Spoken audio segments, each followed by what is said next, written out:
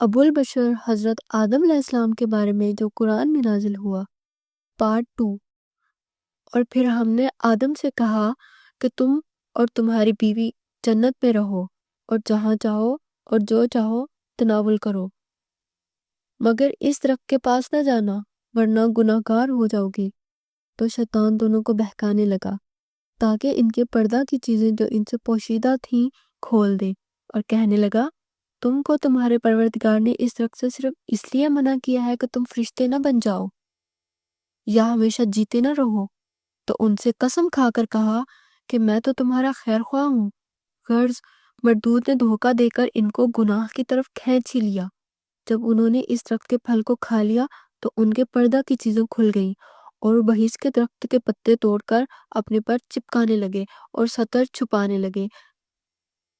تب ان کے پروردگار نے ان کو آواز دی، کیا میں نے تم کو اس درخت کے پاس جانے سے منع نہ کیا تھا اور بتلا نہ دیا تھا کہ شیطان تمہارا کھلم کھلا دشمن ہے؟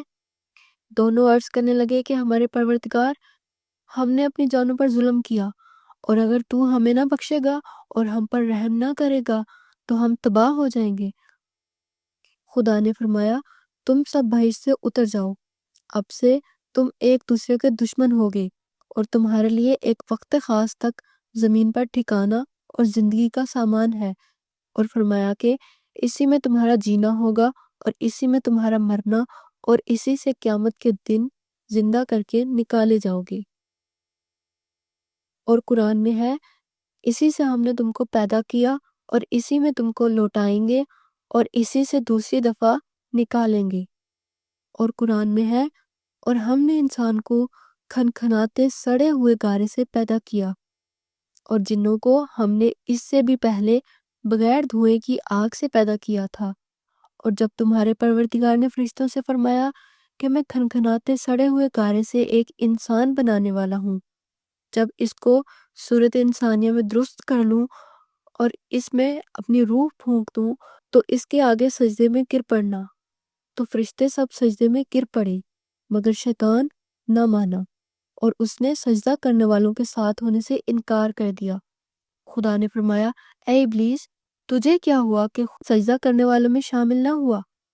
کہا میں ایسا نہیں ہوں کہ انسان کو جس کو تو نے کھنکھناتے سڑے ہوئے گارے سے پیدا کیا ہے اس کو سجدہ کروں۔ خدا نے فرمایا یہاں سے نکل جا، تو مردود ہے اور تجھ پر قیامت کے دن تک لعنت برسے گی۔ اس نے کہا پروردگار، مجھے اس دن تک مہلت دے جب لوگ مرنے کے بعد زندہ کیے جائیں گے۔ فرمایا کہ تجھے مہلت دی جاتی ہے وقت مقرر کے دن تک۔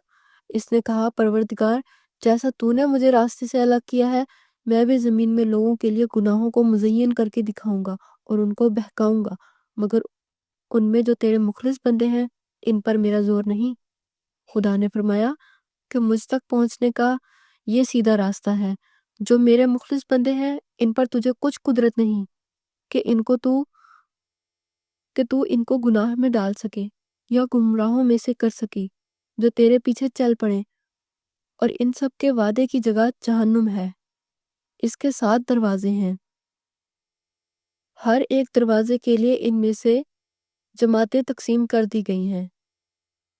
اور قرآن میں ہے، اور جب ہم نے فرشتوں سے کہا کہ آدم کو سجدہ کرو تو سب نے سجدہ کیا مگر ابلیس نے نہ کیا، بولا بھلا میں ایسے شخص کو سجدہ کروں جس کو تو نے مٹی سے پیدا کیا ہے۔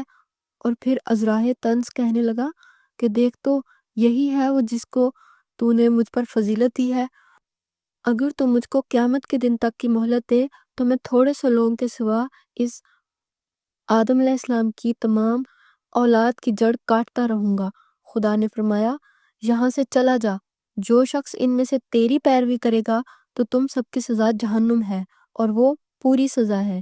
اور ان میں سے جن کو تو بہکا سکے گا اپنی آواز سے بہکاتا رہ، اور ان پر اپنے سواروں اور پیادوں کو چڑھا کر لاتا رہ، اور ان کے مال میں اور اولاد میں شریک ہوتا رہ، اور ان سے جھوٹے وعدے کرتا رہ، اور جو وعدے بھی شیطان ان سے کرتا ہے سب دھوکہ ہے۔